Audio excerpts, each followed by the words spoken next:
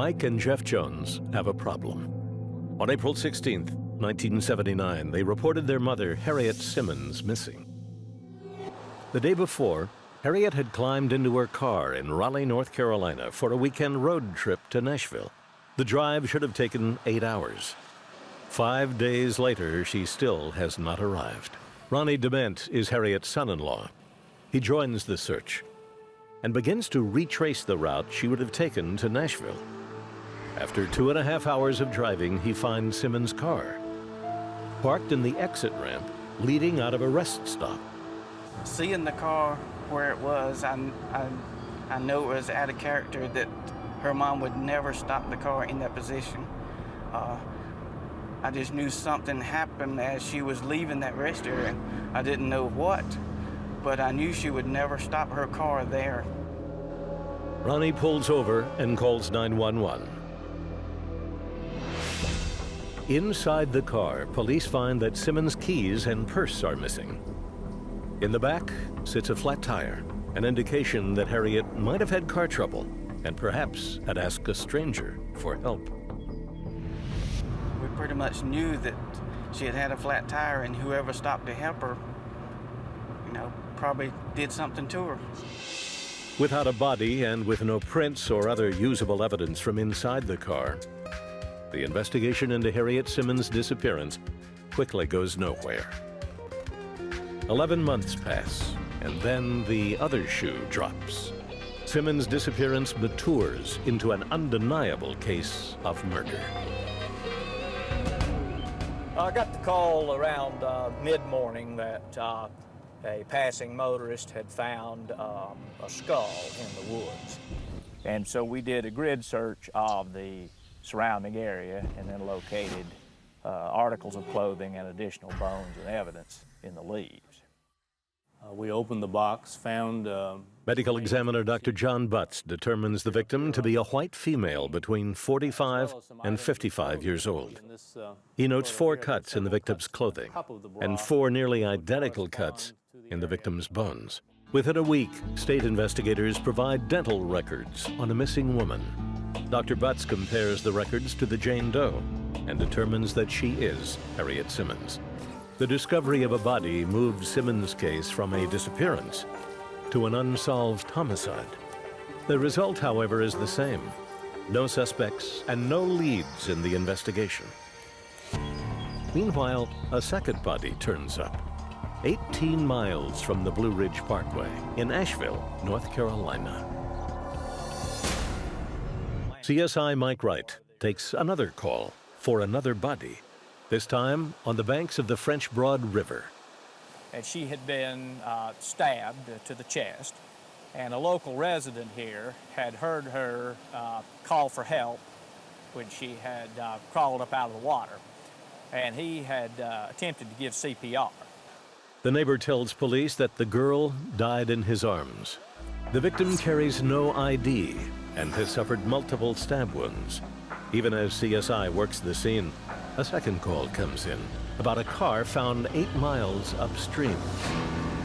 And the vehicle was in the river about 20 feet off the shore, upriver from the bridge. And the car was partially submerged about 20 feet off the bank.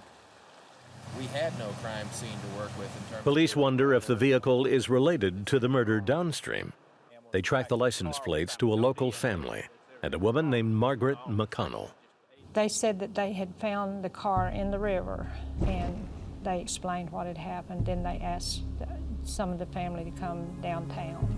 Margaret McConnell tells police that her 21-year-old daughter, Betty Sue, had taken the car to work earlier that evening and never came home. 2 hours later, Betty Sue McConnell is ID'd as the murder victim. I can't explain how we felt, it was the most terrible thing I'd ever gone through. Local detectives begin working the case with the help of the State Bureau of Investigation. A forensic examination of the vehicle yields no prints, no blood. Nothing in the way of a lead. After 3 months of legwork, detectives are resigned to their luck. Betty Sue McConnell's case joins Harriet Simmons in the cold files, where both will stay for 19 years. until a recovering alcoholic feels the sobering sting of conscience. As Buncombe County Sheriff's Captain Pat Hefner listens, Jerry Harmon begins to talk about a night 19 years past. In August of 1979, Jerry Harmon is 19 years old and hanging out with a new pal, 22-year-old Terry Hyatt. At 2:30 a.m., the two men leave a bar and get into Hyatt's truck. There was a young lady pulled up on the driver's side at a traffic light, and Terry made an obscene gesture towards her, and then when she turned to the left, he ran her off the road. And then he jumped out and ran up to her car and jerked the door open and yelled back at me and said, "Follow me." And he jumped in her car and took off. Harmon follows behind Terry Hyatt, who drives a few miles and then turns down a dirt road. And then he got the girl out of the car, came back to the truck, got into the truck with her, and I got away from there, you know. And it was obvious what was going on. He was raping this young lady. And I was just terrified. Well, he got in her car and started driving up and down the road extremely fast, you know. And I remember telling her, get out of here, go, leave. And she kept saying, "That's my sister's car, I can't leave my sister's car." And I said, "Forget your sister's car, you know, just get away from here." The young woman, however, does not leave. Hyatt returns, pulls her back into her car, and once again tells Harmon to follow. And no one could ever be as hard on me as I've been on myself. I should have done this, I could have done that. But at the time, it was just, I was totally freaking out. And I just followed him. I couldn't comprehend what was happening. Why did I not try to do something? But still, the thought had never occurred to me that actually someone was going to die. That just didn't seem real, you know. Then we went, and he took her car by some water.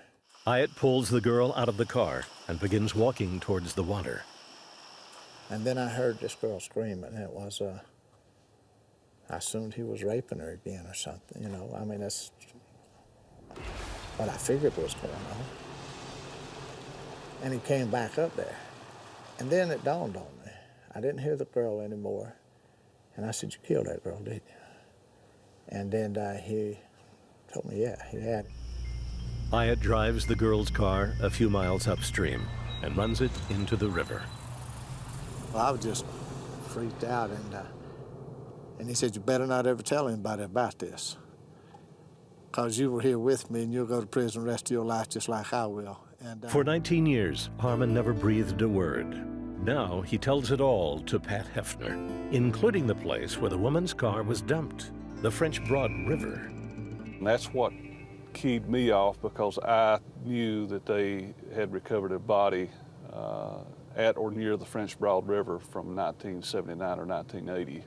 His statement about where it occurred, the description of her car, the fact that it was left in a river, all those statements that he made led us to believe that he knew exactly what he was talking about. Benjamin and Shook believe Harmon, but would like more in the way of corroboration. Harmon then provides detectives with a second name.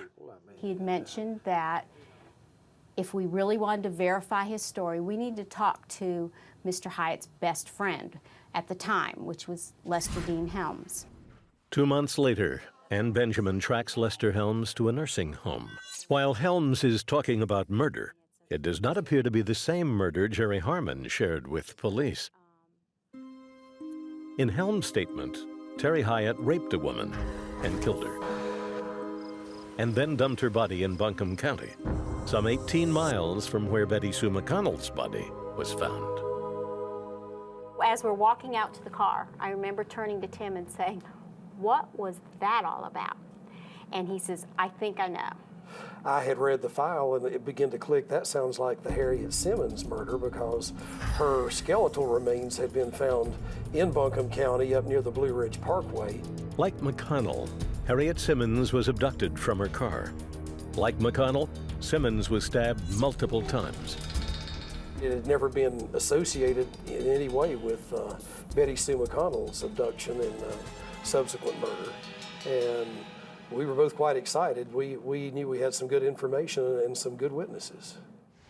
Investigators Benjamin and Shook believe that Terry Hyatt could be responsible for at least 2 cold murders. Then they find a third Hyatt victim, this one still very much alive. When we looked up his record, we found that he had actually gone to prison in 1979. He had committed a kidnapping. The kidnapping occurred just a few months after the second unsolved murder. Hyatt's kidnapped victim, Carolyn Brigman, survived the attack and is still alive. She was very willing to go ahead and testify in court, which we desperately wanted, and she agreed to. Brigman's testimony is the final piece the state needs. Warrants are issued and police descend on Terry Hyatt's home in Asheville. Under questioning, Hyatt places himself at the scene of the McConnell crime, but says he did not kill her. When asked about Harriet Simmons, Hyatt lawyers up and is arrested. Assistant District Attorneys Don Gast and Rodney Hasty prepare a case for prosecution. The team decides to seek the death penalty. On January 6, 2000, Terry Hyatt's trial begins. On January 31, 2000, a jury finds Hyatt guilty on all counts. He is sentenced to die by lethal injection. In February of 2000, while Terry Hyatt sits on death row, his DNA is collected and entered into the state DNA databank.